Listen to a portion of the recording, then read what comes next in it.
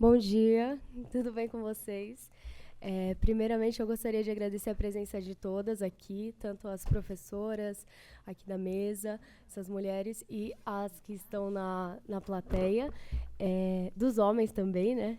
Eles são importantes e devem nos ajudar nessa luta.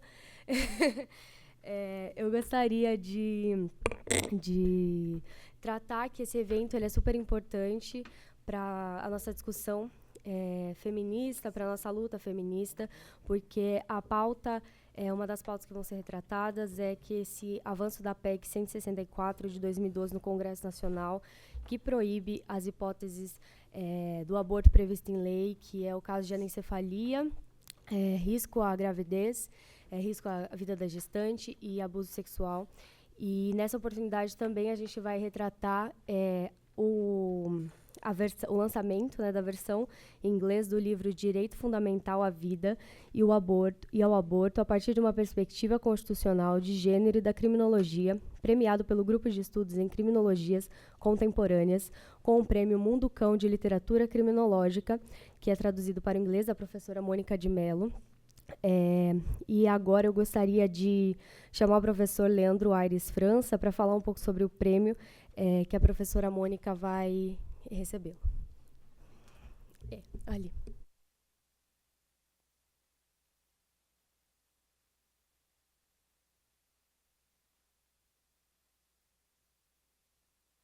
Agora tá ligado. Consegue me ouvir? Tá. Primeiramente, bom dia. Minha fala é de 5 minutos no máximo, tá? É só para apresentar a ideia deste projeto. Ah, Agradeço a presença de todos, a todos que estão aqui na mesa e parabenizo especialmente. Isso é um evento de estudantes? Ou a organização é de estudantes? Sim, até perdão pela Ah, tá. por esquecer de falar, mas nós somos locomoção no coletivo aqui da PUC, do Direito, e nós organizamos isso, a Bia, ela tomou frente e organizou, assim, excepcionalmente a chamamento das convidadas e tudo mais, então vem dos estudantes Ah, perfeito. esse evento. Perfeito. Então, um parabéns especial. Né, eu gosto de participar de eventos que estudantes organizam. E então, basicamente, eu só quero participar desse início para explicar o que é esse livro que vocês têm visto na projeção aí em inglês. Nós somos, aqui está o Calil também, já vou falar sobre os participantes do grupo. Nós temos esse grupo chamado Crim Lab há cerca de 8, 9 anos. Ele iniciou em Porto Alegre e nós sempre tivemos como propósito promover a criminologia no Brasil. Tá? Tivemos vários projetos de tudo quanto é tipo. Vocês podem acessar o site ali e ver todos os projetos que nós desenvolvemos. Mas 2 anos atrás nós iniciamos um projeto, se quiser passar ali o slide, com esse grupo que hoje compõe, né? Atualmente eu resido fora do país, mas a gente continua produzindo, sempre focado na promoção da criminologia brasileira.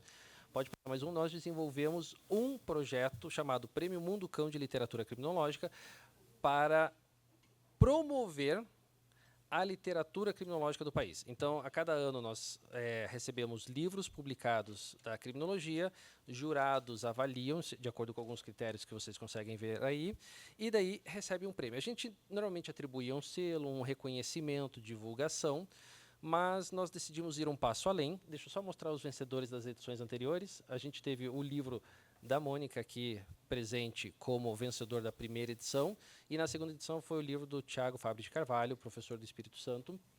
E neste exato momento, os livros estão sendo recebidos para a terceira edição do prêmio. Daí nós pensamos, ok, é muito legal essa atividade, mas a gente pode ampliar um pouquinho mais. Né? A gente pode, talvez, fazer essa produção acadêmica ir para outros locais do mundo. Para fazer isso, a gente precisa de tradução, a gente precisa fazer uma nova publicação. Então, montamos um projeto, pode passar, que envolveu esse organismo chamado ASD, é o que a gente usa normalmente a sigla, que é uma combinação dos 38 países mais ricos do mundo, e resolvemos usar um pouco dessa riqueza para promover o conhecimento produzido no sul global. Então, apresentamos um projeto para eles com essa intenção de globalizar o que é feito aqui no Brasil, e eles financiaram, então, o início dessa nova coleção, que é a coleção do Prêmio Mundo Cão de Literatura Criminológica. O que vocês vão ter hoje, né, junto com as falas, é o lançamento simbólico oficial dessa coleção. Então, se quiser passar aí, vocês devem ter visto vários QR Codes passando antes, pode usar esse, pode usar outro, vocês vão direto para uma página onde vocês podem baixar gratuitamente esse novo livro. Tá? Mais adiante, já está sendo feito todo o processo, vão poder adquirir o livro, vai ter só o preço de impressão ali, que vocês podem comprar pela Amazon, etc. E daqui umas 3, 4 semanas nós teremos o outro título, que é o segundo livro premiado do Thiago, também disponível. O que eu peço, além de celebrar esse momento com vocês e parabenizar novamente a Mônica, né, por ter publicado na primeira edição e o primeiro volume publicado, compartilhar ao máximo. É isso que a gente precisa. A gente quer divulgar ao máximo, promover um certo engajamento, fazer com que o mundo comece a ler a nossa produção. Então, acompanhem o perfil, divulguem os livros, porque a gente pretende continuar com isso para as próximas edições. Daqui a 10 anos eu quero voltar aqui na PUC e ver 10 livros brasileiros circulando pelo mundo. Essa era a minha participação. Vou voltar para o meu lugar. Muito obrigado e ótima palestra.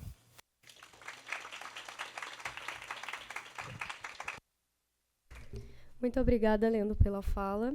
Eu vou fazer uma breve apresentação das componentes aqui da mesa, começando pela Mônica de Mello, minha professora de Constitucional nesse semestre, é professora da Casa, defensora pública do Estado de São Paulo, doutora em Direito Constitucional pela PUC São Paulo, membro da Comissão da Mulher Advogada da OAB São Paulo, vice-presidenta da Associação Brasileira das Mulheres de Carreira Jurídica de São Paulo, coordenadora do Núcleo de Gênero da Coalizão Nacional das Mulheres e autora do livro Direito Fundamental à Vida e ao Aborto a partir de uma perspectiva constitucional, de gênero e da criminologia.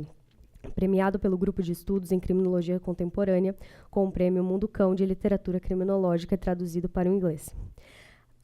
Ao meu lado, a professora Silvia Pimentel, doutora da Faculdade de Direito da Pontifícia Universidade Católica de São Paulo, onde ministra as disciplinas de Filosofia do Direito e a Optativa do Direito, Discriminação de Gênero e Igualdade, coordenadora do Grupo de Pesquisa de Direito, Gênero e Igualdade da PUC São Paulo, integrante do Comitê sobre a Eliminação da Discriminação contra a Mulher, da ONU, de janeiro de 2005 a dezembro de 2016, e sua presidente em 2011 e 2012. Cofundadora do Comitê Latino-Americano e do Caribe para a Defesa dos Direitos das Mulheres e autora de diversos livros de grande relevância. A Maíra Cardoso, mestre e doutoranda em processo penal pela PUC São Paulo, advogada e psicanalista com perspectiva de gênero, fundadora do Núcleo de Gênero do Escritório Martins Cardoso Advogados Associados e membro da Comissão da Mulher Advogada da OAB São Paulo. A Juliana Reis, mestre em cinema, jornalista e fundadora da instituição Milhas pela Vida das Mulheres, que busca a promoção e defesa dos direitos das meninas e mulheres, em especial dos direitos sexuais e reprodutivos. E a Maria Mendes, advogada e mestranda em Direito Constitucional pela PUC, integrante do Grupo de Pesquisa de Direito, Gênero e Igualdade da PUC São Paulo e da Associação Brasileira de Mulheres de Carreira Jurídica, coautora com Silvia Pimentel do livro Estereótipos de Gênero 1 e com Silvia Pimentel e Beate de George o livro Estereótipos de Gênero 2 e educadora popular. Eu gostaria de passar a palavra para a professora Mônica.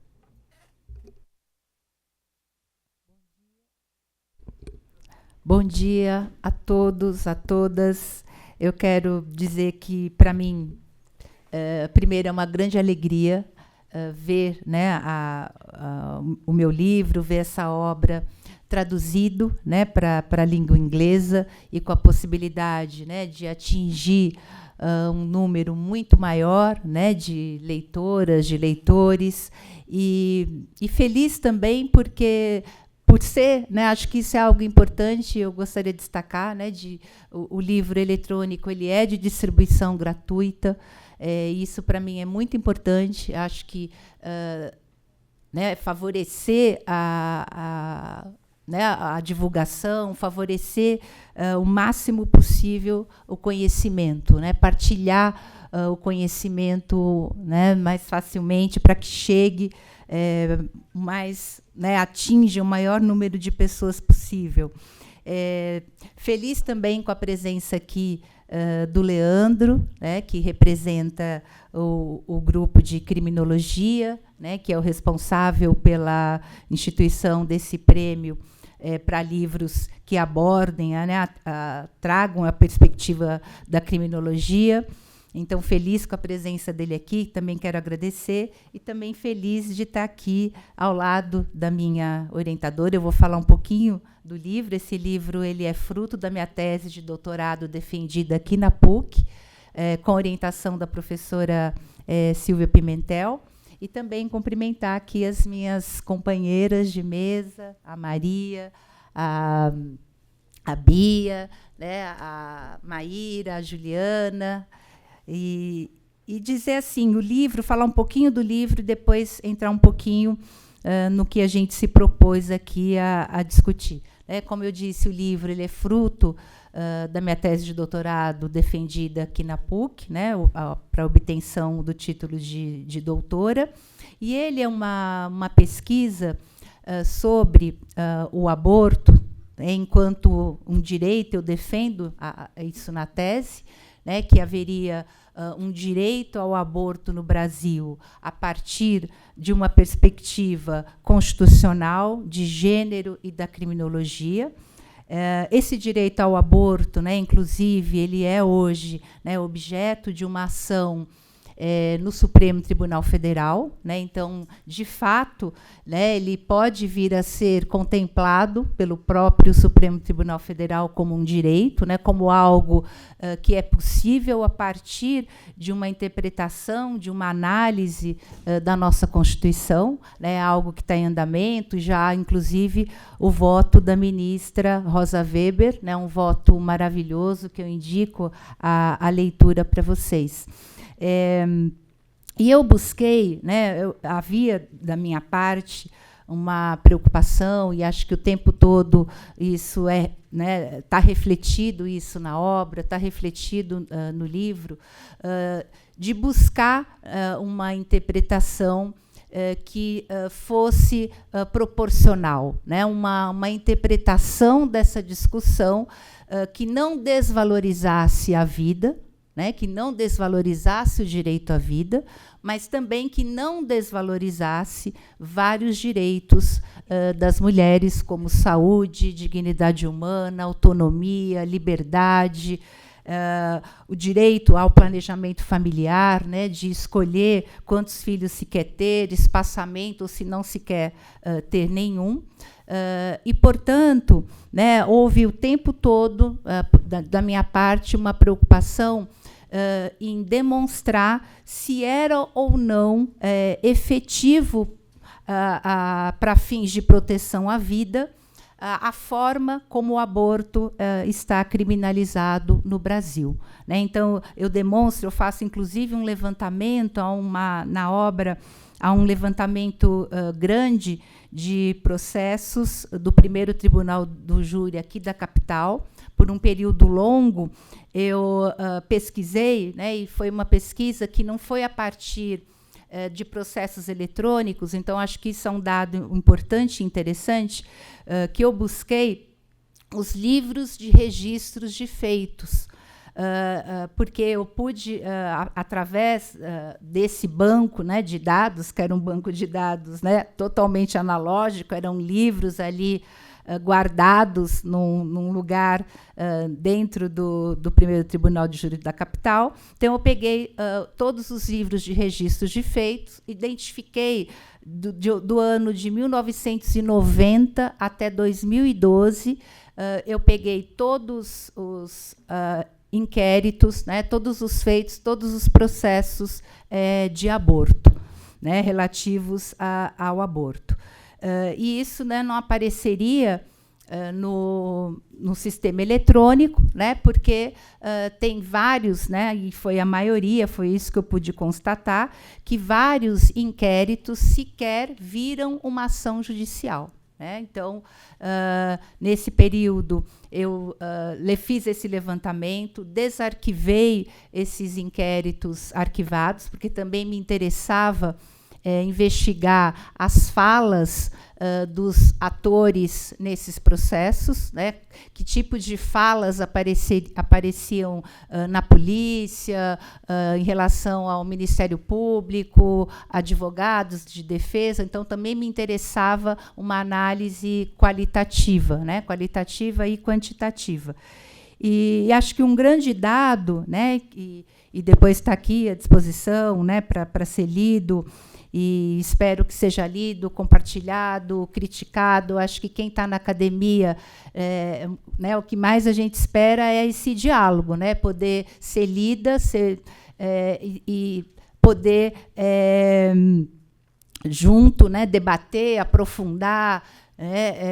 Então, eu convido a todos a lerem, né, e na pesquisa, então, se revelou que desse total de 143 casos que eu levantei nesse período, de 90 a 2012, 91%, quer dizer, uma grande maioria, são inquéritos arquivados, né? São casos que não viram processos judiciais.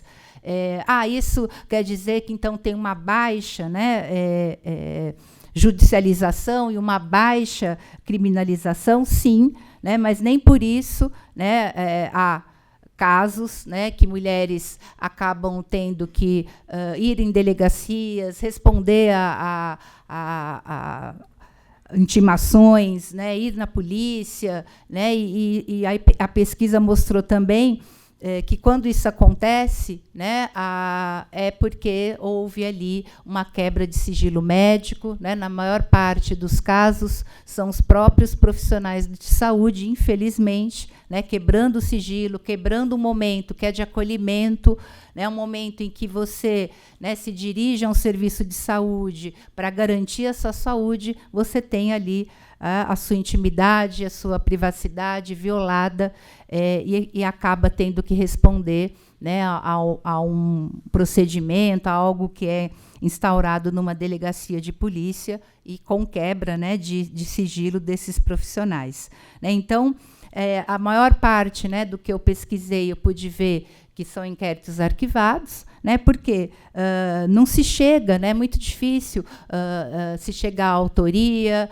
é muito difícil encontrar nexo de causalidade entre, né, se descobre depois, muitas vezes aquele fica, né, muito próximo de um aborto espontâneo. Então, são casos, né, que, de fato, de difícil investigação e de difícil prosseguimento, né? E, além do mais, também caberia, né, ali suspensão condicional do processo, né? Quando se chega ali a possibilidade de oferecer uma denúncia, né, porque há ali condições mínimas de oferecimento de denúncia, também cabe suspensão condicional do processo. Então, né, a partir desses dados, né, e a partir de um estudo que envolveu, né, a interpretação, a análise da Constituição, né, dos aportes teóricos da criminologia e da categoria de gênero, eu defendi que uma descriminalização, né, considerando um determinado período de gestação, seria algo compatível, né, proporcional, tanto com uma proteção até um determinado momento da vida, né, quanto na sequência, né, para as mulheres que desejarem interromper a gravidez, a proteção, né, da sua autonomia, do seu direito de decidir, né, da sua possibilidade de ter ali respeitada uma escolha, né, uma decisão, né, compreender as mulheres como sujeitos morais, né, como sujeitos capazes, né, de ponderar uma situação delicada, uma situação difícil e de tomar uma escolha, de tomar uma decisão, né. Então, falando um pouquinho da tese, é isso, né, e hoje a gente se reúne aqui até, acho que, de certa forma, talvez até um passo atrás, né, porque hoje nós nos reunimos aqui para falar especificamente dos retrocessos em relação a uma situação, né, que é a do aborto permitido por lei, né? Então, aqui, né, nós vamos falar hoje, vamos tratar, né, das diversas barreiras, obstáculos que têm sido colocados para a realização do aborto nas hipóteses que a lei permite, né, nas hipóteses que estão lá elencadas no Código Penal, né, desde 1940. Né, então, há anos, né, há muitos anos, há essas possibilidades e cada vez mais, né, o que a gente tem percebido é a colocação, né, de diversas barreiras, diversos obstáculos, né, a ponto de que hoje há várias ações, né, judiciais no Supremo Tribunal Federal discutindo essas questões, né.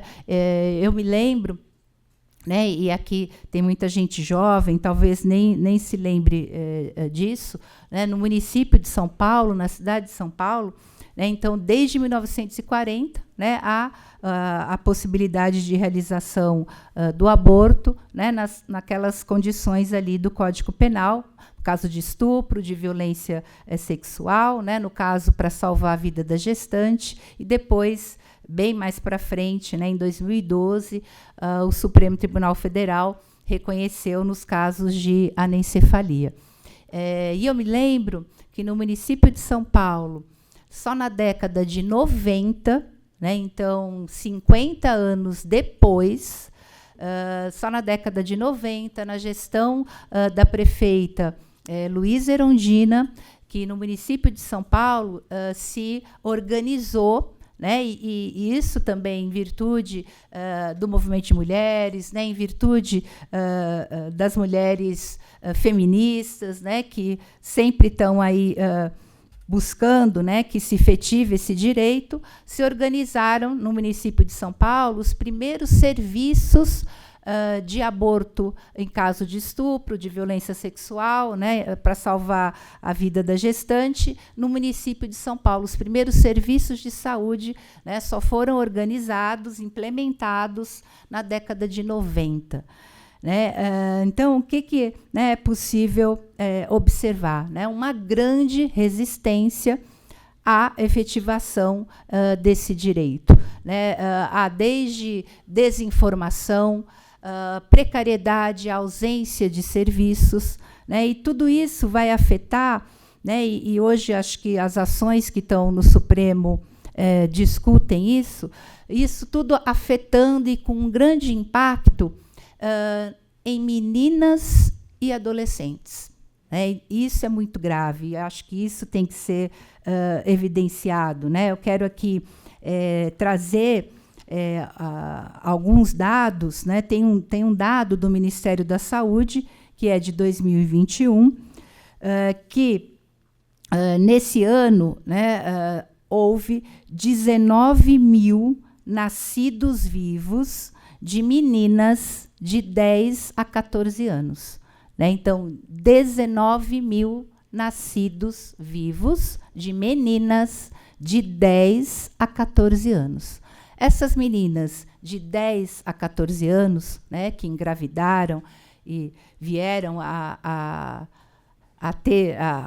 ter uma gestação, são meninas que foram estupradas. Né? Uma menina que fica grávida de 10 a 14 anos, ela é vítima de violência sexual, ela é vítima de estupro. E quando a gente olha os dados de estupro no Brasil, o estupro no Brasil, né, ao contrário assim, do que muitas vezes, né, o senso comum circula, né, que o estupro, a violência sexual atinge mulheres adultas, né, em locais ermos, né, ou mulheres que se colocam em risco.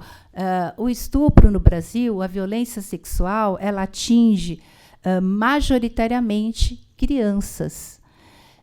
E ocorre majoritariamente por pessoas próximas dessas crianças. Infelizmente, né, por pais, padrastos, avós, tios, por pessoas muito próximas e que convivem com aquela criança. Então, né, no Brasil, né, se ter 19 mil meninas, né, que levaram a fim a gravidez, né, eu me pergunto, será que em algum momento essas meninas tiveram acesso à informação? Em algum momento, né, essas famílias souberam que se tratava de uma violência sexual, de um estupro, e que haveria, né, o direito de interromper aquela gravidez, sabendo também que, muitas vezes, né, para uma menina de 10 a 14 anos, levar uma gravidez adiante, né, significa também correr risco de vida. Né? Essas meninas também correm risco de vida ao levar adiante uma gravidez, né, tendo ainda um corpo em formação, né, que muitas vezes não vai ser capaz de suportar uma gravidez e pode ocasionar a morte dessas meninas. Né? Então, hoje, né, o nosso encontro aqui, né, ele visa pôr luz, né, trazer à tona todos esses obstáculos, né, todas essas barreiras que têm sido impostas. Né? Meu tempo, você me avisa? Senão, tenho medo de... Já deu? Então, tá, vou buscar aqui encerrar, porque eu também tem várias convidadas aqui, e claro que elas vão poder abordar outros aspectos, né?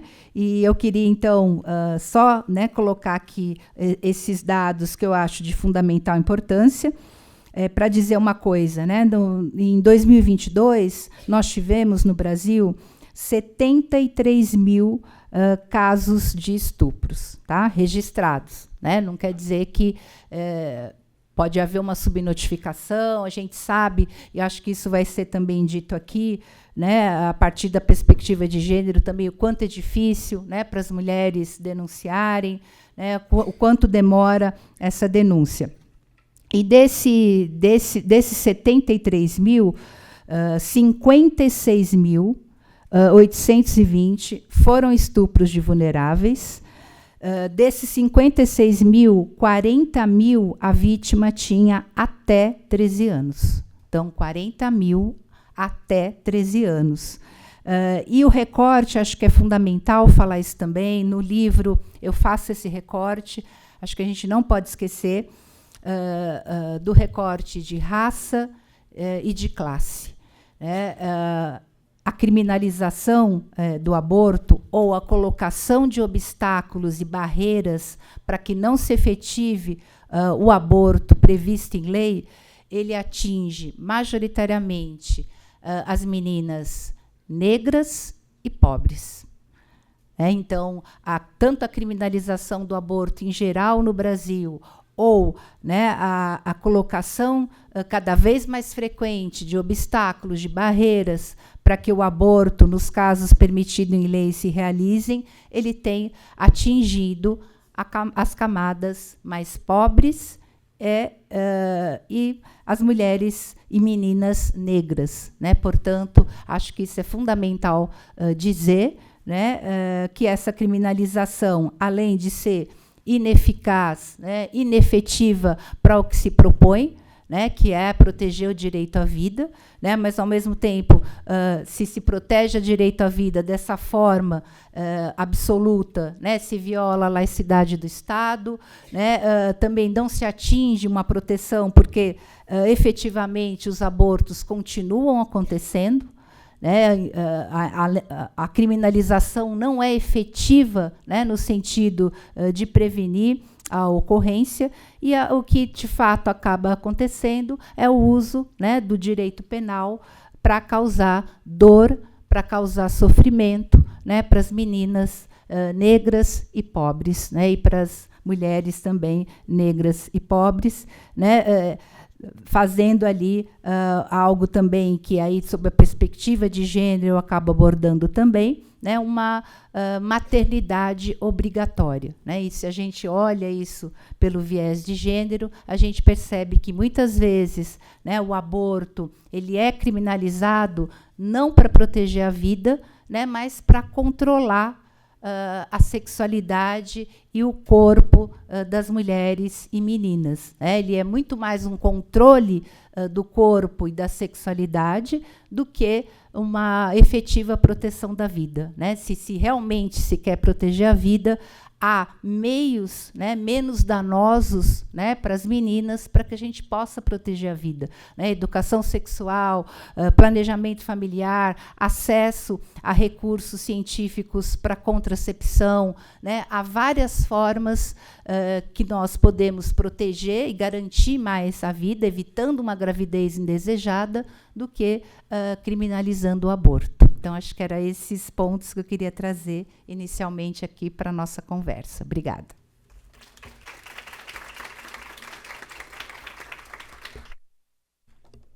Agradeço a fala da professora Mônica e passo para a professora Silvia Pimentel.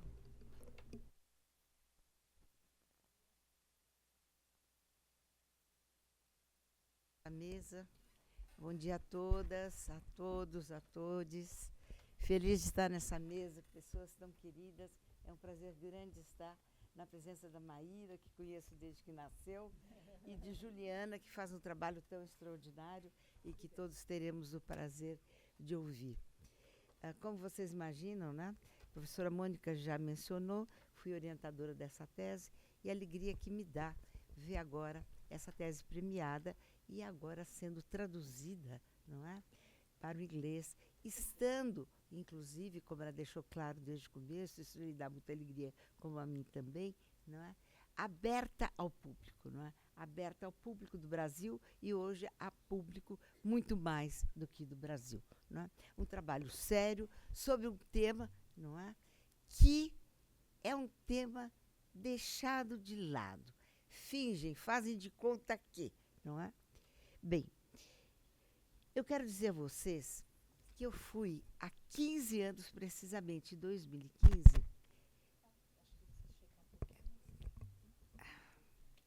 Vocês estão escutando bem?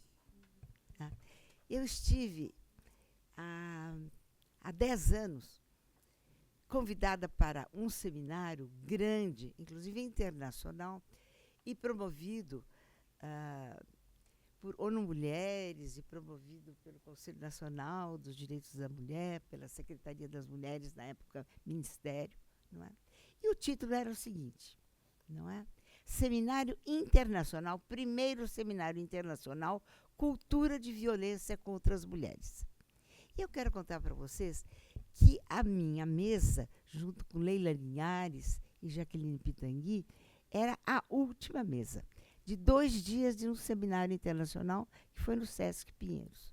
E quero dizer a vocês, então, viram bem o título, Internacional de Cultura de Violência. A minha fala, 2, 3 dias depois do seminário acontecer, que versou sobre o tema do aborto, foi a primeira e a única fala, num seminário sobre cultura da violência contra as mulheres. Então, este é o ponto. Esse é o ponto que eu, então, porque eu acho, inclusive em função de tempo, não é? Porque nós somos várias, eu acho que se eu ler para vocês, eu vou conseguir passar o que é que eu acho importante trazer aqui para vocês. Não é? O que significa algo ter acontecido há 10 anos desse jeito. Bem, e que continua, não é? Muitas e muitas vezes. Né? Parece ser óbvio a todos nós, e a todas nós e a todos nós, que a punição estatal, como disse a professora, não é elemento fulcral e suficiente para o combate da violência contra as mulheres. E que, para avançar na prevenção e proteção em face desse flagelo endêmico e universal, há que se buscar ir além de nossas concepções e estratégias atuais. Estudos e debates voltados para uma abordagem cultural ampla e aprofundada do tema é o caminho mais fecundo. Em nosso mundo ocidental, são inegáveis os avanços normativos. Vocês sabem, não é? E, inclusive, em grande parte do nosso mundo ocidental, o aborto já está legalizado, ou pelo menos tendo um número de permissivos maiores do que os nossos, que, como a professora Mônica diz, é apenas em caso de risco de vida da mulher, em caso de estupro ou violência sexual, né? Portanto, e no caso de anomalia fetal, né? No caso de anencefalia. Eu quero deixar registrado que, inclusive, desde a década dos 80, eu estou lutando, inclusive tive ao meu lado um grande médico obstetra que faleceu há 1 ano e meio, Dr. Thomas Gollop, e nós, por muitas vezes, nos grandes jornais do Brasil, escrevíamos sobre a importância de termos o permissivo de anomalia fetal grave e irreversível. Vocês entendem que é diferente de anencefalia, que é um caso específico de anomalia fetal grave e irreversível.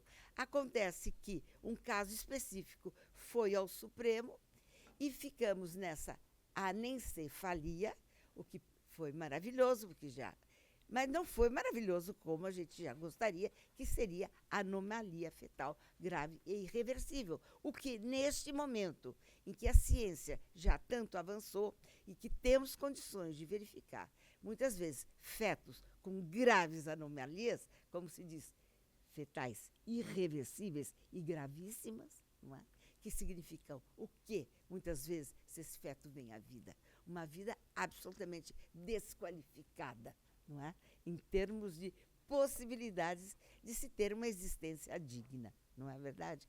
E nós, até hoje, não conseguimos. E a professora está, então, desde 80. Se vocês quiserem, procurem. A gente pode, inclusive, a Maria dizer onde é que vocês encontrariam artigos que, desde essa data, a professora tem escrito a respeito. Não é? Então, eu pergunto, cabe indagar acerca das razões subjacentes a esse fato, não é? De por que, quando falamos em violência, a gente fala em violência física, em violência patrimonial, em violência moral, hoje em violência psicológica, violência sexual. Mas não falamos na violência reprodutiva. Claro, uma pessoa ou outra, uma feminista ou outra atrás, mas quando se faz violência contra a mulher, todo mundo, não tem ninguém que diga não, isso é um absurdo. E então ficou separado, houve uma bifurcação, não é? Duas vertentes que estrategicamente o movimento feminista tomou e que eu acho equivocada. Quer dizer, não quero dizer que é equivocada. Foi o que o movimento feminista, que eu faço parte, estive todo o tempo participando, entendeu que nós tínhamos um espaço para trabalharmos essas violências que eu já mencionei, mas que a outra nós tínhamos que ir com mais cautela, porque são muito grandes as resistências, não é? E o que eu quero dizer, este é um fato, e o que eu quero dizer que há 10 anos atrás eu chamei a atenção, entendendo que isso não deve, pelo menos, prosseguir. Vamos não julgar como errôneo, mas vamos dizer que eu lamento e eu acho que nós precisamos ultrapassar. Falar em violência contra a mulher tem que necessariamente falar-se em violência sexual e reprodutiva. Que, como disse a professora Mônica, não é? Ao final da sua fala, ela disse o que fundamentalmente significa essa resistência brutal, inclusive hoje no século XXI, e aqui no Brasil, que nós estamos atrás de tantos e tantos países, inclusive da América Latina, vocês sabem, inclusive da América Latina. Não é? O que é que significa? Controle sobre a nossa sexualidade e sobre a nossa reprodução. Não é? E eu aqui, então, trago o seguinte, não é? Embora essa estratégia dessa dicotomia, duas vertentes, a vertente da violência contra as mulheres de um lado e, de outro, a vertente dos seus direitos sexuais e reprodutivos. Grupos trabalhando esse tema e aquele tema. Vocês entendem? Bem, então é uma estratégia que proporcionou avanços, sem dúvida, mas está insuficiente, pois obstaculiza a obtenção de uma unidade coerente no direito e, assim, impede uma ampla e consistente percepção e conscientização por parte da sociedade sobre a gravidade e a capilaridade da violência contra as mulheres. Abordar a violência física, psicológica, moral, patrimonial, separadamente do tema da violência da área da sexualidade e da reprodução, enfraquece e cinge a luta pelos nossos direitos. Queria saber o que vocês pensam disso e que depois que todos falarem, não é? Eu quero que vocês se manifestem se vocês estão de acordo. Afastando-a do cerne da questão, que é o enraizamento de estereótipos e preconceitos de gênero que compõem a cultura da violência contra a mulher, fundamentado em conceitos e práticas milenares, baseadas na inferioridade e subordinação das mulheres. Não é? Vocês sabem, participei na ONU 12 anos, o que não foi pouco, do Comitê CEDAW, não é? Fui até sua presidente. E eu quero trazer aqui a Radhika Kumaraswamy, que no relatório apresentado ao Conselho Econômico e Social de 1999, sobre políticas e práticas que impactam os direitos reprodutivos das mulheres e contribuem para, causam ou constituem formas de violência contra as mulheres. Isso, então, em 99. Ela era relatora geral do tema de violência contra as mulheres em todo o mundo. Ela esteve no Brasil, eu, inclusive, a recebi em minha residência. No referido documento, a relatora especial destacou, vejam vocês, que a imposição de sanção penal contra o aborto constitui uma violência perpetrada pelo Estado, de maneira direta, tendo em vista que o aborto inseguro é uma violação à integridade física da mulher e à sua segurança pessoal. A relatora enfatizou que em países em que o aborto é ilegal, as mulheres com uma gravidez indesejada são forçadas a recorrer a procedimentos que ameaçam sua vida, enquanto o aborto realizado sob condições apropriadas seria, ao contrário, seguro. A professora Mônica já disse a vocês que esta proibição legal ela é ineficiente, ela é ineficaz, não é? Mas qual é a eficiência e qual é a eficácia que tem? É distorcida, como eu, inclusive, falei nesse dia, que é a seguinte, né? Recai sobre nós mulheres, sobre a nossa vida, sobre a nossa saúde, porque é um dos maiores índices de mortalidade materna no mundo, inclusive no nosso país, se deve a abortos inseguros, entende? E muitos também a abortos inseguros de crianças, não é? Que não aparecem. A verdade é essa.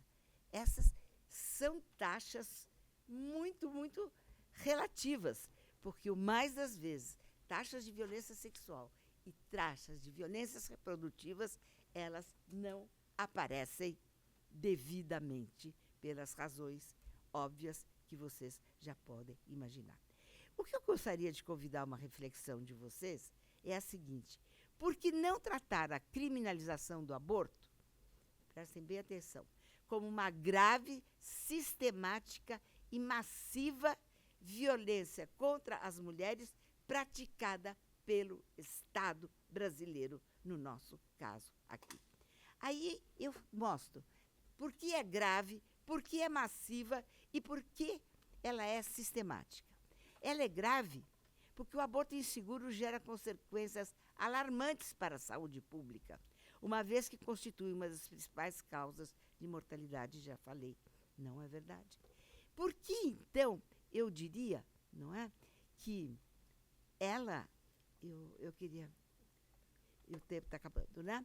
Então, ela é grave, ela é massiva, ela é sistemática. Eu, no sistemático, quero dizer a vocês o quanto, não é, se nós no direito buscamos, né, vocês são estudantes de direito, que haja uma coerência de princípios, vocês verificam se existe uma negativa de que nós, mulheres, temos o direito de decidir sobre a nossa vida, sobre se queremos ter filhos ou não, o que não está de acordo, inclusive, com a nossa Constituição, que, inclusive, estabelece, não é, Mônica, a nossa Constituição, liberdade para escolher o número de filhos, bem como o reconhecimento do dever do Estado em garantir os meios para tal.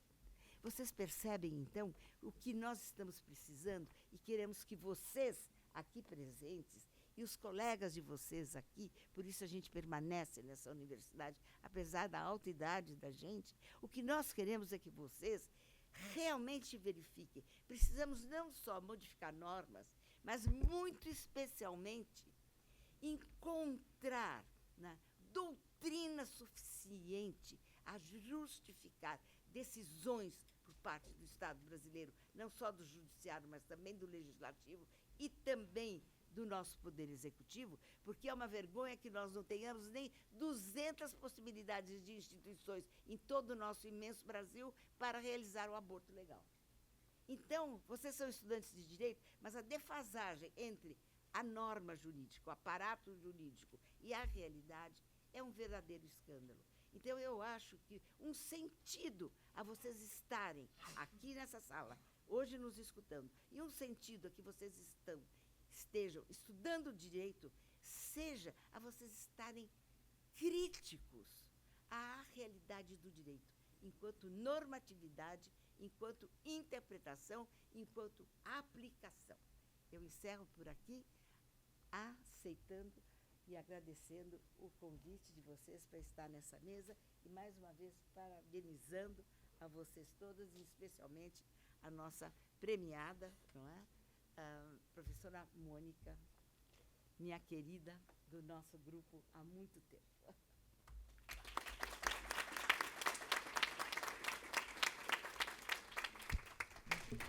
Muito obrigada, professora, pela fala. Eu vou passar agora para a Maíra.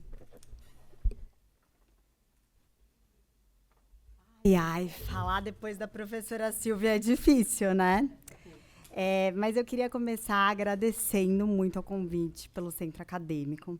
Em nome da Bia, que foi quem me convidou para estar aqui hoje, queria parabenizar a professora Mônica e dizer que é uma honra estar aqui nesse lançamento e dizer que é um momento que estamos fazendo história. E queria cumprimentar todas as minhas colegas da mesa em nome da professora Silvia Pimentel. Professora Silvia, se hoje nós temos o direito de falar sobre essa temática tão polêmica, que é o aborto, é por causa de pessoas que nem a senhora, que abriu caminho para nós mulheres que viemos depois. Então, eu sou extremamente grata pela sua existência e pela sua contribuição na causa dos direitos das mulheres. Bom, eu queria começar a minha fala contando uma experiência pessoal minha. Eu acabei de ser mãe. A minha filha Martina, ela tem 4 meses, né? E eu queria falar para vocês que pode ser chocante para algumas, mas eu detestei gestar. Para mim, gestar foi um momento extremamente difícil. Porque, pela primeira vez, eu entendi na pele sobre o fato de que a autonomia de que nós, mulheres, achamos que temos em relação ao nosso corpo é uma utopia. A maternidade é um dos mais tremendos golpes do patriarcado.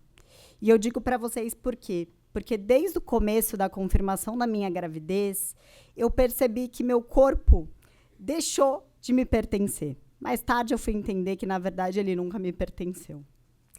O que antes era meu, né, tornou-se um território público para comentários, para julgamentos e para opiniões. E, mais do que isso, para expectativas sociais. Né? Eu percebi que eu não podia fazer nada do que eu estava acostumada a fazer. E eu fui estudar, fui entender. Falei assim, ué, cadê as pesquisas que me dizem que eu não posso fazer determinada coisa? Pasmem, não tem pesquisas. Ou seja, a maior parte das restrições no corpo de uma mulher gestante, elas não são embasadas cientificamente. Mas isso não é passado para nós. O que é passado para nós é que, olha, isso daqui faz mal para sua filha, você não pode fazer isso. Mas é muito mais fácil a gente restringir um corpo feminino do que dar para esse corpo o direito de escolha. E é assim que eu queria começar refletindo sobre esse tema hoje. Porque isso me fez refletir. E se eu não quisesse prosseguir com essa gestação? Que autonomia também eu teria sobre o meu próprio corpo? Nenhuma. Porque se eu não quisesse continuar, eu seria o quê? Eu seria vista pela sociedade como uma criminosa. O sistema nos ensina a nos sentir plenas e completas quando engravidamos. Por incrível que pareça, gente, eu andava na rua e as pessoas simplesmente, que eu nunca vi na vida, sorriam para mim. E eu falava assim, ué, mas nunca isso aconteceu quando eu defendi aqui nessa casa minha tese de mestrado, com os meus avanços profissionais. Sabe aquela sensação do tipo, venci na vida? Era assim que acontecia. E eu comecei a perceber que na sociedade patriarcal, essa era a minha maior função. E por isso que eu tinha aqueles sorrisos. E aí eu entendi que se eu mostrava para as pessoas que eu não estava tão satisfeita com esse processo, que não estava legal e confortável para mim, as pessoas me viam como ingrata, como insuficiente. E até pensavam, nossa, coitada da filha dela. Né? E aí eu queria dizer que a negação do direito do aborto, ela reforça essa submissão, porque impõe a maternidade compulsória. Porque nos retira a possibilidade de escolha. E isso vem desde o nosso processo de socialização dentro de uma sociedade patriarcal, onde somos ensinadas desde cedo que a nossa principal função nessa sociedade é gerar uma vida, é parir. Desde criança, somos ensinadas que devemos brincar de boneca, de que devemos cuidar do outro, zelar pela família, casar, ter filhos, e que essa deve ser, né, o nosso principal motivo na vida. A sexualidade feminina, constantemente, desde pequena, é vigiada e é punida. Se engravidamos muito cedo, erramos. Se abortamos, somos criminosas. E se seguimos com a gestação, devemos nos anular. E a autora, para mim, que mais explica essa restrição ao nosso direito à autonomia em relação aos nossos corpos é a Silvia Federici, em Caliban e a Bruxa. Por quê?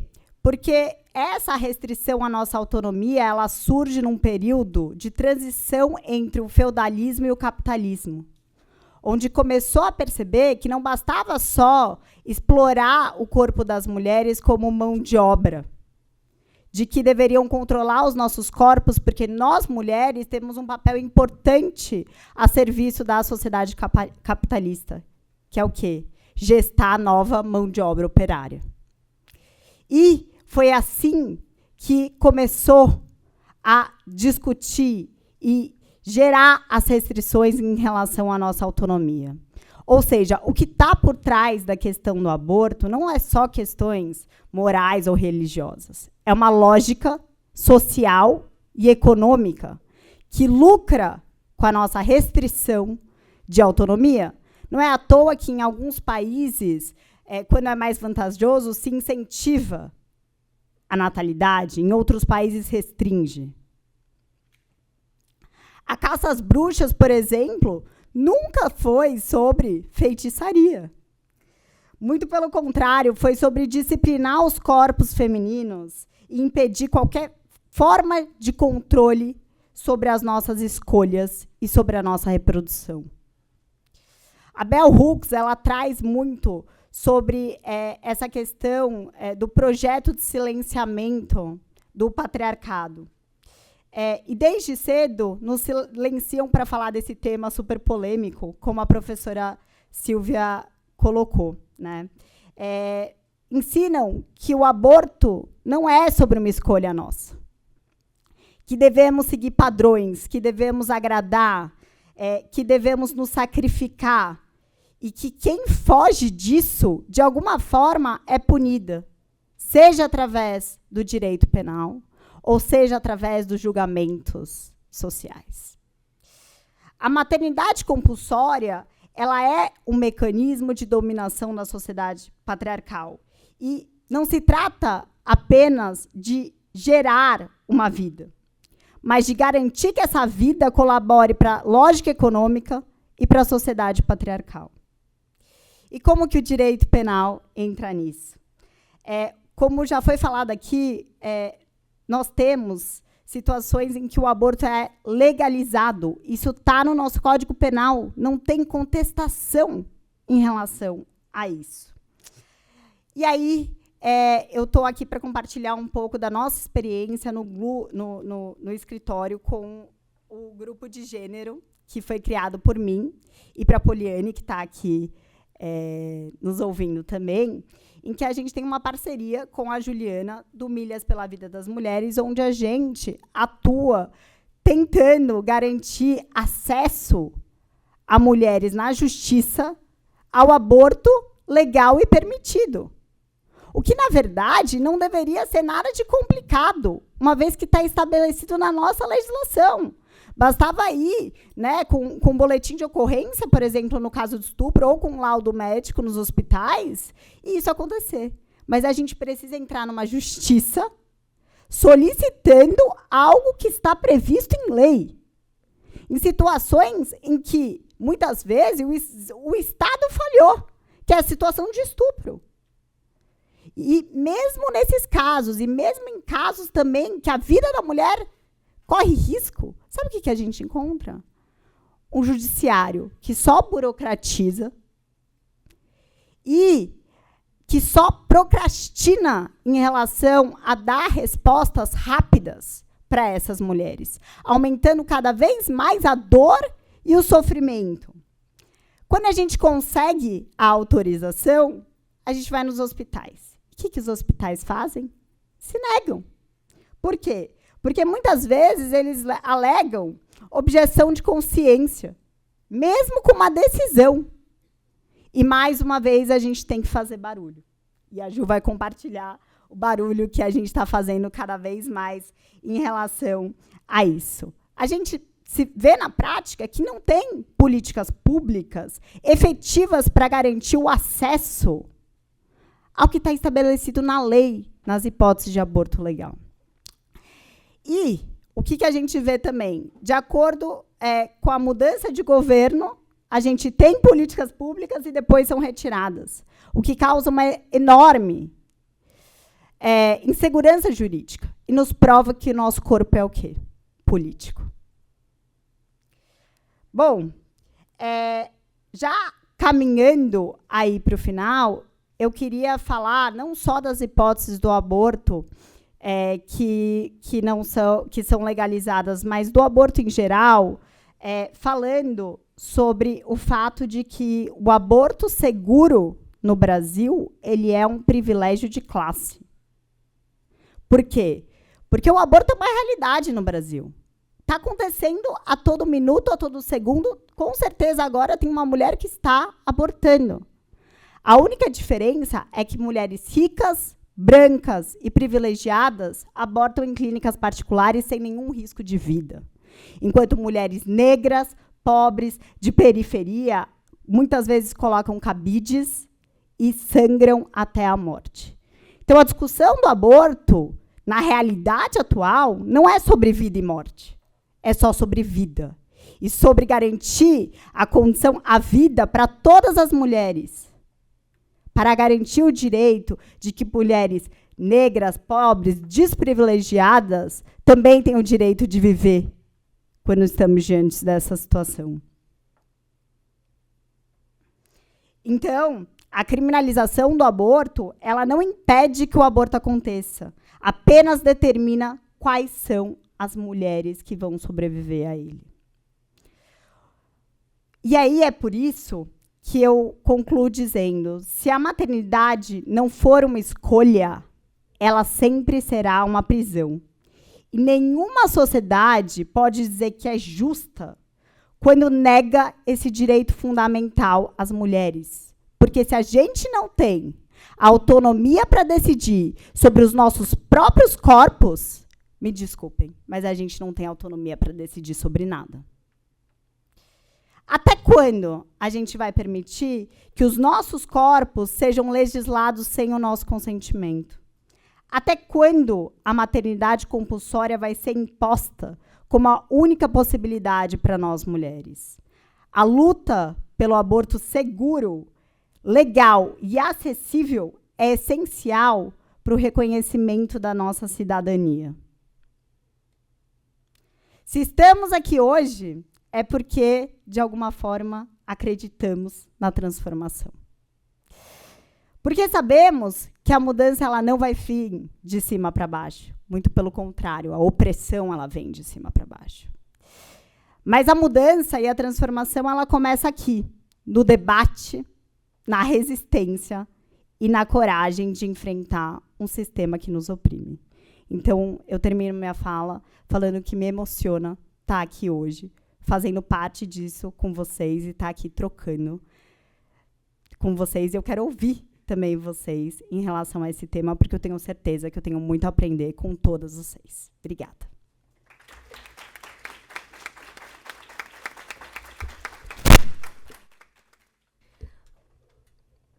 Obrigada, Mayra, pela fala. Muito impactante, muito importante. Eu gostaria de passar para a Juliana.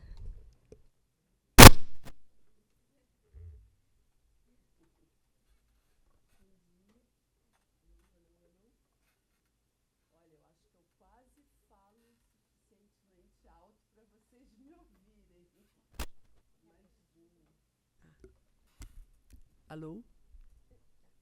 Alô? Sim. Bom dia, então. E muito obrigado. É um momento quase honroso para mim. Eu já participei de algumas situações em academia, em universidade, com estudantes de medicina, e eram coisas que eu prezava muito enquanto ocasião de poder formar novas gerações e oferecer a elas algo a marinar, mas o fato de estar fazendo isso no contexto do direito está me mobilizando mais interiormente ainda, talvez por uma questão de personalidade, de ser rábula. Eu estou ainda mais tocada pela ocasião que me foi oferecida, e eu agradeço muito ao coletivo Locomoção. Sobre o que eu podia fazer para agregar, a oferecer algo nesse contexto, foi uma coisa que me mobilizou em diversos sentidos. Eu achava que eu devia contar um pouco da história do Milhas, eu achava que eu devia falar do futuro do Milhas, ou das dificuldades que a gente encontra, ou do que a gente aprendeu. E, na verdade, eu acabei concluindo sobre uma atuação, né, uma fala pipoca, uma fala que vai preferir pontuar questões levantadas, deixando, inclusive, para um momento de debate, se ocorrer, a possibilidade de responder com mais precisão sobre pontos, sobre tópicos específicos. A gente existe desde 2019. E a própria criação do Milhas, ela se dá dentro de um contexto de supressão de direitos. Eu sou roteirista e eu trabalho em desenvolvimento de projetos para dirigir. Eu já dirigi um filme e trabalhei desde 2015 num projeto que contava a história do caso das 10.000 mulheres do Mato Grosso do Sul, que é um caso enorme. Eu convido todos de pesquisarem um pouquinho, porque é muito grande. E a própria supressão de direitos em vista do acesso do bolsonarismo ao poder no Brasil vai fazendo com que o projeto de filme de ficção baseado em fatos reais, com Glória Pires num papel de uma aborteira brasileira, deixa de existir, passa a existir um projeto documentário, passa a existir um projeto de discussão digital, passa a existir enquanto milhas pela vida das mulheres. Quer dizer, o assunto, o tema foi ficando o mesmo, mas o que era possível fazer foi se reduzindo e acabou virando, quase por raiva, né, parece, uma ONG. Tipo assim, vamos fazer de um jeito ou de outro. E o que surgiu foi uma ONG, foi uma atuação de rede de mulheres que pretendia ir para a janela e gritar. Não pode fazer aqui? Vamos para a Colômbia. Não pode fazer na Colômbia? Vamos para a Argentina. Não pode fazer na Argentina? Chega a pandemia, vamos para o México. Vamos fazer, vamos fazer. Eu acho curioso e sintomático o fato de que, entre 2019 e 2022, a gente desenvolveu como nunca antes o debate em torno da temática dos direitos sexuais e reprodutivos das mulheres. Quase por raiva, quase que como uma resposta de reação, de resistência ao bolsonarismo que estava imperando, né? E isso nos faz pensar que, eventualmente, o que sempre existiu no Brasil, e que a Maíra trouxe agora de uma maneira tão concisa, né, quem tem dinheiro para o aborto nunca sofreu restrição em relação aos seus direitos sexuais e reprodutivos.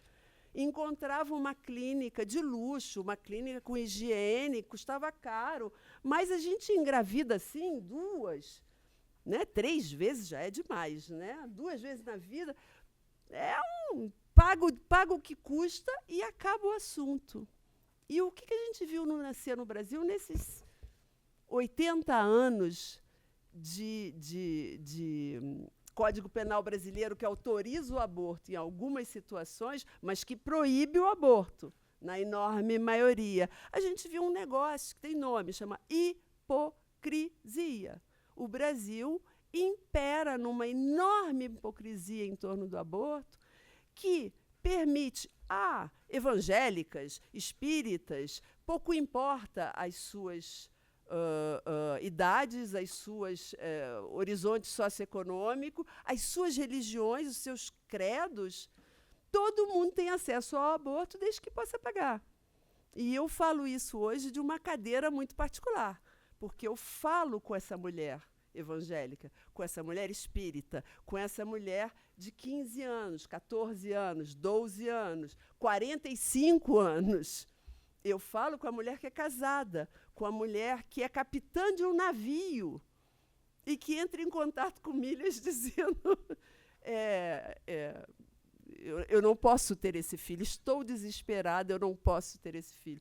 Não posso ter por dinheiro, porque não tenho dinheiro para alimentar uma quinta boca, não tenho condições físicas, tenho problemas de saúde, não tenho marido, ou tenho marido, ou cuido do meu pai idoso, ou acabei de passar um concurso público.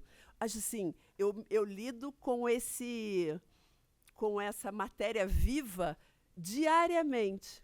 Hoje de manhã, eu recebi nos 7 pedidos que tinham hoje de manhã, que eu estava respondendo aqui, esperando vocês, de uma moça de 14 anos e uma de 15. A de 14 anos, a primeira pergunta que eu me fiz foi, será que ela fez aniversário agora? Se ela acabou de fazer 14 anos, significa que ela engravidou com 13, então, opa, o aborto legal abraça ela. E a de 15, não, né? Mas é uma situação criada em mais de 80 anos hoje, aonde quem fez esse aborto não quer mais falar dele. E com direito e com razão, talvez. Mas o fato é que como é que a gente faz para avançar nesse debate, se ninguém que fez quer falar nele? É muito complexo e cheio de engendramento. Mas o fato é que a primeira coisa que a gente tem que fazer é romper com essa hipocrisia. E romper com essa hipocrisia passa também pelo direito. passa também pela noção de justiça, passa também pela noção de civilidade ou de civilização. Né? Então, a gente está trabalhando com essas cordas o tempo todo. Eu ouvi aqui, logo no comecinho da apresentação, uma citação, uma lista, né? O que o Código Penal prevê como autorização para o aborto. Anencefalia, na minha cabeça, não. Malformação incompatível com a vida extrauterina. E aí eu encontro com a professora Silvia. Porque, na minha cabeça, em função da atuação que a gente tem, a gente já experimentou, e experimentar é conquistar, né, que, por equivalência, no judiciário se entende que, como a anencefalia, os casos com incompatibilidade de vida. Então, assim, eu nunca falo que é anencefalia. A anencefalia já morreu. Eu falo que é malformação incompatível com a vida extrauterina. Eu não estou perdendo direitos, eu estou querendo ganhar. Violência sexual. E consegue? Consigo. Sem usar o termo anencefalia. Sem usar o termo anencefalia. É incrível dizer que, dentro dessa malformação brasileira que é da hipocrisia, não tentar é a primeira razão para não conseguir. E quando a gente vai lá e tenta e briga, eventualmente vai ter que ser um pouquinho mais briguenta, né? A gente consegue muita coisa. E, eventualmente, tem que brigar também com o hospital, também com o médico, também com o juiz, também com... Mas consegue. A verdade é que consegue. E quando a gente ouve falar de violência sexual, muitas vezes eu me vejo citando o Código Penal para parar. Vamos parar de falar stealthing? Vamos começar a falar em violação sexual mediante fraude, artigo 215 do Código Penal brasileiro, que é exatamente a mesma coisa. E aí, com a mesma pena, inclusive, para estupro. Então, isso aí, a gente vai criando, ou forjando, melhor dizendo, um entendimento até jurídico do que é possível se fazer em termos de transformação, né? Com algumas amigas, num nível íntimo, assim, eu chego a dizer que uma das coisas mais subversivas que a gente pode ser hoje em dia é ser jurista. Fazer cumprir a lei é de uma subversão enorme. Né? Mostra a Damares. A Damares não cumpre lei nenhuma. Ela é uma criminosa, assim, grave, mas ela emplaca. Então, assim, olha que subversão a gente ir falar de lei, de cumprimento de lei e de imposição de lei, inclusive com uma coisa que normalmente a gente não preza, que é a intolerância. Aquela coisa da intolerância no cumprimento da lei. O que o Lula está fazendo na presidência da República é ser tolerante. Eu quero que ele seja intolerante. Porque quando ele for intolerante, a lei vai ser cumprida e a mulher vai acessar o direito ao aborto. Inclusive, olha que conquista, inclusive quando ela sofre de hipertensão. Hipertensão arterial. Causa de morte materna número 1. Hipertensão arterial. Provavelmente 70% das mulheres grávidas no país, estou chutando, eu não estou falando um dado exato, não, sofrem de hipertensão arterial.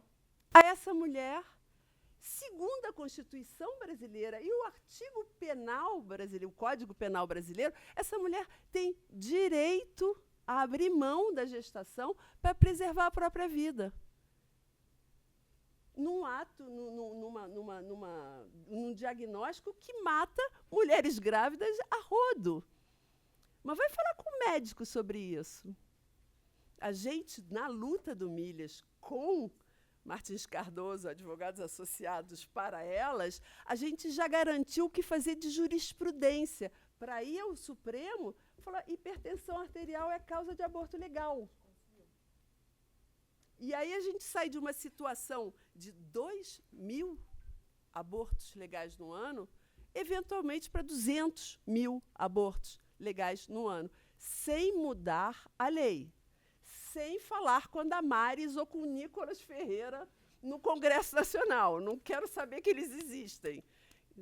E aí você forja cultura de acolhimento, você forja equipe médica hospitalar para cuidar de 200.000 mulheres, né? E talvez, em fazendo economia de recursos públicos, você emplaca socialmente a ideia do direito reprodutivo muito antes de ir para a descriminalização, concretamente, para a legalização, concretamente. Essa mulher que tem hipertensão arterial, ela é obrigada pelo governo brasileiro, pelo SUS, ela é obrigada a passar por um pré-natal de alto risco. Alto risco. Mas ela é proibida, entre aspas, na prática, de acessar o aborto legal, que é possível em casos de alto risco. Então, assim, bom, eu realmente talvez prefira até que do debate a gente possa conversar mais, então eu vou me resumir nesses... pipoca, foi o que eu falei. Eu joguei um monte de pipoquinha para interagir com o que eu ouvi aqui durante esse tempo, mas eu concluiria dizendo que eu recebi a aprovação para uma pós-graduação em Direito. Eu que sou roteirista. E, a partir de abril, eu vou virar colega. Eu vou no Rio de Janeiro, na Unirio, que é onde eu moro. Mas eu confesso que essa ocasião está me tocando de várias maneiras, muito. Então, assim, feliz de estar aqui, feliz de estar querendo virar colega de vocês. E muito obrigado pela ocasião de me receber aqui para eu contar essas histórias.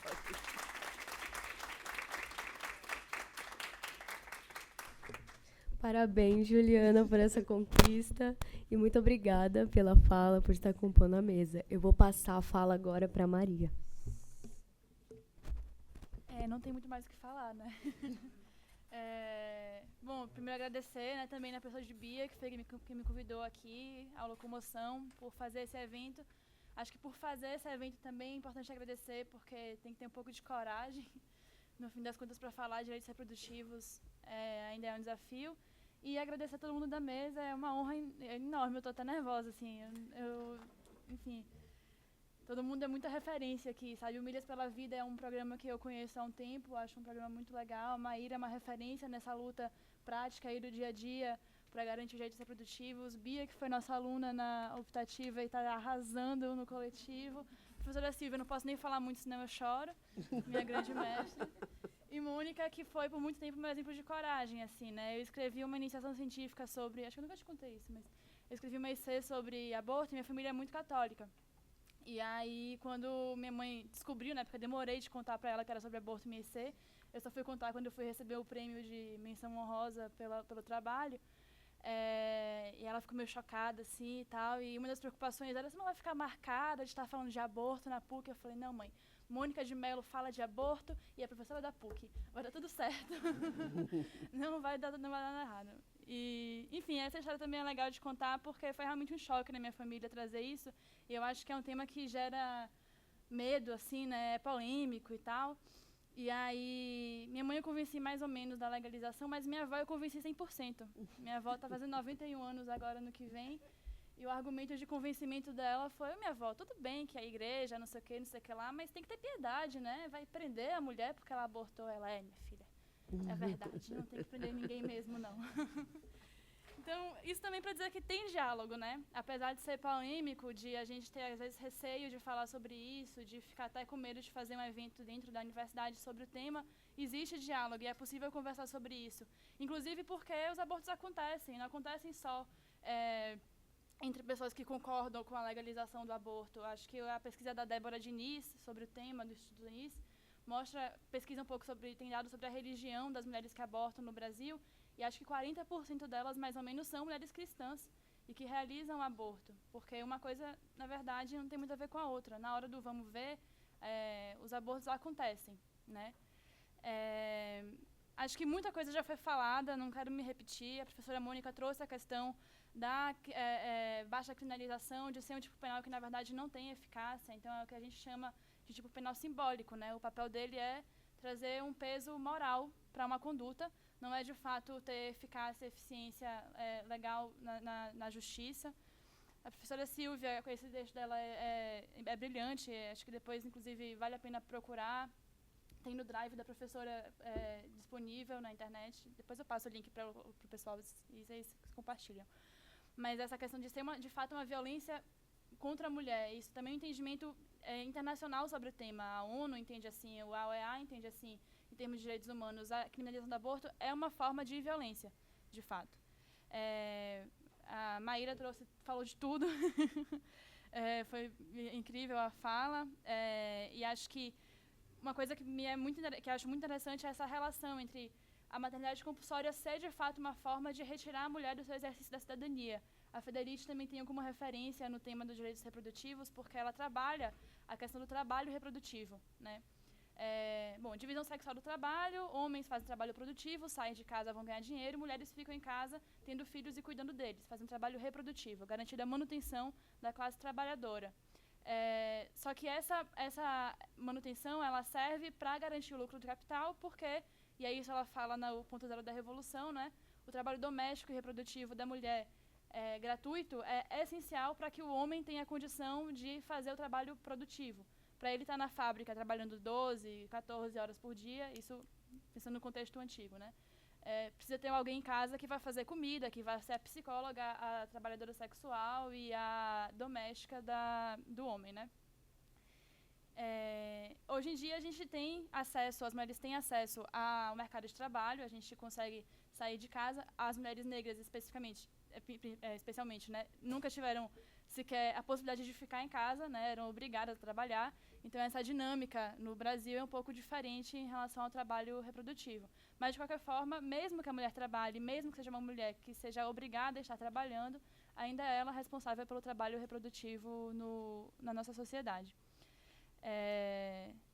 E isso tem a ver com cidadania, porque, no fim das contas, se você está presa ao mundo privado, que é o que o patriarcado faz, né, você pode até sair um pouco e participar do mundo público, mas, de alguma forma, você está presa ao privado. Você não consegue, de fato, exercer essa cidadania, de fato, exercer seus direitos políticos, de fato, sair e garantir a sua existência como indivíduo. Então, quando a gente fala de poder de decisão, de poder escolher se quer ser mãe ou não, quantas vezes quer ser mãe, de que forma, a gente não está falando só de uma escolha individual, uma questão pessoal, de meus objetivos de vida. A gente está falando de poder decidir ser participe da vida política ou não, né? E, Juliana, esse trabalho que você apresenta de conseguir essas brechas para garantir o direito legal ao aborto, para mim, enfim, várias novidades, adorei conhecer. E achei muito interessante essa coisa que é verdade. Entre 2019 e 2022 foi quando a gente mais ouviu falar sobre esse tema, que era justamente quando ele estava sendo mais atacado, né? Eu escrevi com a professora Silvia no ano passado, 2020, foi no passado ou 23? Não lembro. 23, um artigo que chama O Patinho Feio do Feminismo, que foi publicado na Revista da Justiça Federal no ano passado. A publicação foi ano passado. E a gente analisou justamente a história da criminalização do aborto no Brasil, né? A gente trouxe que a primeira vez que ele foi criminalizado foi em 1830. E olha que interessante, nesse primeiro Código Penal do Império, o crime era auxiliar, era o terceiro, a pessoa que ajudava a mulher a realizar o aborto que era criminalizada. A mulher em si não. A mulher só foi criminalizada por praticar aborto em 1890, no segundo código. E qual é o fato histórico que existe entre uma coisa e outra? O Papa Pio IX, ele divulgou a Apostólica Sédia, que firmou que a alma existe desde a concepção do feto. Ou seja, antes de 1869, a alma do feto não estava lá desde a concepção.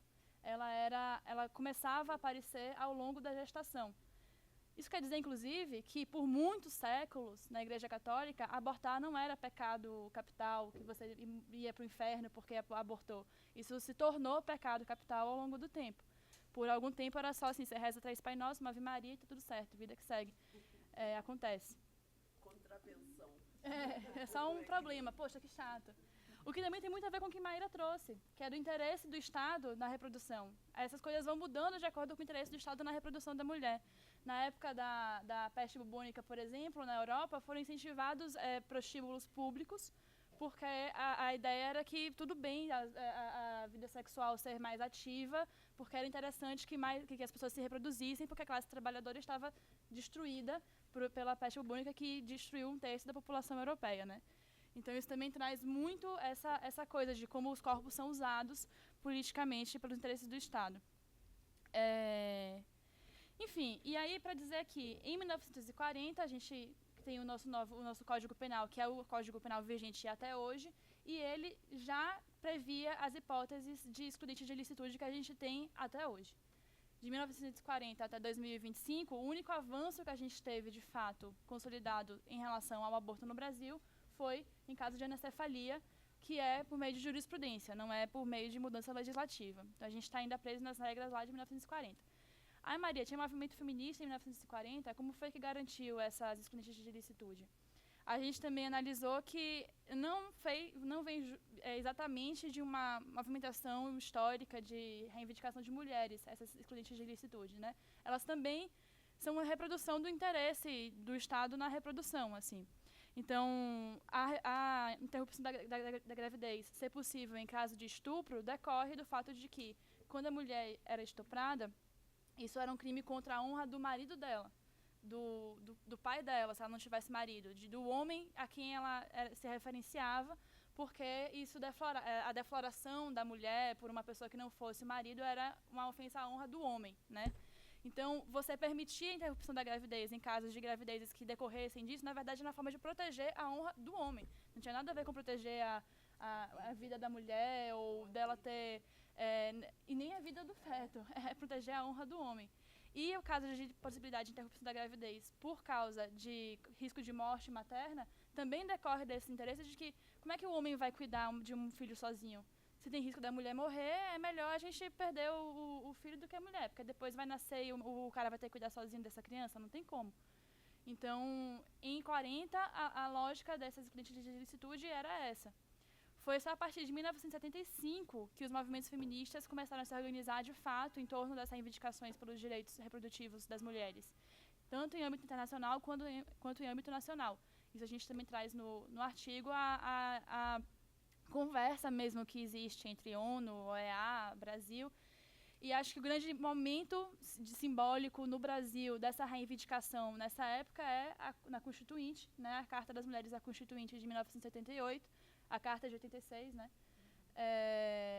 As mulheres fazem várias reivindicações aos deputados que estavam sendo eleitos para comporem a Constituinte, e entre essas reivindicações, como uma reivindicação de saúde, estava lá o direito ao aborto. Foi uma das poucas coisas que a gente não conseguiu até hoje, das coisas que estavam reivindicadas na Constituinte. Todos os direitos que estavam lá foram garantidos. Em relação às empregadas domésticas, depois a PEC das domésticas garantiu também. A questão do aborto é a única que até hoje a gente não conseguiu resolver. Mas para vocês verem como a carta também era uma coisa super progressista para frente e bacana. Enfim, e aí isso tudo acontece, a gente tem no artigo, é um artigo gigante, são 40 páginas, a gente mostra esses vai e vens, esses avanços e retrocessos de fato nos temas dos direitos reprodutivos, e a outra constatação é que, de fato, de 2019 para 2022 foi a época que isso mais ficou em pauta, assim. Alguns dados interessantes, né? A gente tinha um congresso mais conservador de todos os tempos nessa época. E em 2018, para parâmetro, só existiam 6 projetos de lei sobre o tema do aborto tramitando na Câmara Legislativa no Congresso, né? Em 2019, no primeiro ano da legislatura de Bolsonaro, esse número passou para 14. Em 2023, foram 39 projetos sobre aborto. Desses 39, só 5 eram promovendo avanços. Todos os outros eram para tentar retrocessos, inclusive a criminalização total. A galera quer voltar para antes de 1940. A proposta é essa. A gente vai voltar para... Não faz nem sentido, assim, o tamanho do retrocesso. E, ao mesmo tempo, esses projetos de lei são respostas a tentativas progressistas de avançar na discussão, né? Também tiveram portarias do Ministério da Saúde que revogaram e dificultaram o aborto legal. A gente teve a portaria 2282, que ela ficou vigente por um pouco tempo, mas ela causou polêmica, que foi uma portaria do Ministério da Saúde do governo Bolsonaro, que queria que, antes de realizar o aborto legal, as mulheres fossem obrigadas a ver os fetos, para dissuadir a mulher. Ou seja, uma crueldade. Imagina que a gente está falando de aborto legal, gente. A gente está falando de mulheres que foram estupradas, de mulheres que foram violentadas, ou então de meninas, crianças de 13 anos, ou mulheres com risco de vida, sabe? Elas estão passando já por um processo traumático que já é absurdo. E o procedimento para você conseguir aborto legal já faz novas violações, porque você tem que estar lá repassando mais uma vez tudo o que aconteceu, contando para uma pessoa, para outra e tal. E além disso, a ideia era que antes de tomar a decisão final, ela visse o fetinho, porque vai que vendo ela abre mão, né? Ela desiste, vai ter pena do feto. Então, assim, em resumo, é uma grande crueldade. Não tem eficácia, não protege a vida, é uma forma de violência, né? O que criminalizar o aborto sugere? É uma forma, de fato, de controle moral da ideia da autonomia da mulher, né? De garantir que a gente vai continuar no nosso imaginário popular, na nossa cabeça, com essa ideia de que engravidou vai ter que ter o filho e vai ter que cuidar do filho, porque a gente também tem esses conservadores todos pensando sobre, querendo evitar que a gente aborte, né? Não pode abortar, tem que ter o filho, beleza. Só que na hora que tem o filho, quais são os aparatos de cuidado que o Estado promove, tá? Então, assim, tudo bem, a gente não precisa conversar sobre a questão do aborto agora, mas já que a gente não tem a legalização, vamos conversar sobre os aparelhos de cuidado. O Estado pode garantir, então, creche pública de qualidade, a gente pode ter restaurantes públicos para garantir alimentação, lavanderias públicas, medidas que retirem das mulheres o trabalho de cuidado. Isso já seria um grande avanço. Mas a gente não consegue discutir nem isso, né? A gente está pedindo saúde, educação sexual nas escolas. É o mínimo. A gente tem que ficar insistindo para ter educação sexual. A gente não tem educação sexual nas escolas, então as meninas não sabem o que está acontecendo muitas vezes, são vítimas de violência. Muitas mulheres não têm acesso a métodos contraceptivos, né? Mas pelo SUS você consegue colocar DIU de cobre. Não é toda mulher que pode usar DIU de cobre, para algumas causas problemas gravíssimos de saúde. Depois, quando engravidam, não têm direito ao aborto, precisam ter o filho, e quando tem o filho, não tem nenhuma assistência para cuidar dessa criança. E aí, quando alguma coisa acontece, né, a culpa sempre é da mãe, a mãe que não soube cuidar, a mãe que criou um vagabundo, enfim, e a mãe que vai sofrer as consequências de não ter tido esse acesso a aparelhos de cuidado. Nossa, eu falo rápido, né? Desculpa. Mas é porque tem pouco tempo. Enfim, eu acho que para terminar, né, assim, acho que é terminar agradecendo mesmo o espaço. Mais uma vez, o começo para a gente ter algum avanço é a gente conseguir conversar sobre o assunto, nem que seja pedindo piedade para a avó. Então, acho que terminar agradecendo o espaço, agradecendo a Locomoção por abrir esse espaço, agradecendo as convidadas por terem topado e vir aqui falar disso, por terem trazido todos os pontos que são tão importantes e relevantes e por serem referências de coragem mesmo, eu acho. Acho que a gente precisa também, as meninas que estão agora na graduação, as recém-doutoras que passaram na OAB e os meninos também, tudo bom? Ter esse exemplo de coragem mesmo, de gente que não tem medo de levantar e falar de um assunto que é muito importante, que não pode ser deixado de lado e que atravessa todas as mulheres de alguma forma.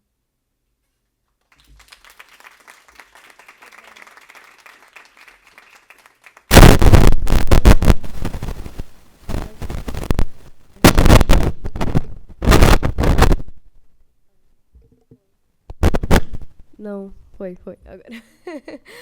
Muito obrigada, Maria, pela fala. Eu quero agradecer a todas as convidadas, todo mundo que está aqui até agora. Como já foi dito, é um assunto bem delicado, um assunto muito espinhoso, mas que a gente tem que trazer, tem que debater, tem que falar. A universidade é o espaço, o espaço mais cabível para esse tipo de assunto. E Antes de terminar, eu queria agradecer à Associação Brasileira das Mulheres de Carreira Jurídica de São Paulo, a Milhas pelas Vidas das Mulheres, ao Grupo de Pesquisa de Direito, Discriminação de Gênero e Igualdade, ao Núcleo de Gênero de Martins Cardoso Advogados Associados e à Coalizão Nacional das Mulheres que apoiam o evento. Fiquei muito feliz de participar da mesa, eu aprendi muito mesmo. Já tive o prazer de ter aula com a professora Silvia, agora estou tendo aula com a Mônica. A Maria, apesar de assistente da Silvia, ela sempre estava lá dando aula também, contribuindo muito nas aulas. Eu não conhecia ainda a Maíra, mas foi muito importante sua fala, muito incisiva. Ai, perdão, gente. A fala da Juliana, eu acho que trouxeram muitas contribuições para que a gente consiga seguir aqui na universidade com esse assunto, trazer novos projetos e, sempre que possível, estar convidando-as para participar. E, por final, gente, o QR Code, né, o link, perdão, para o certificado, está no Instagram do nosso coletivo, que é Coletivo Locomoção. E é isso, finalizo aqui agradecendo a todos.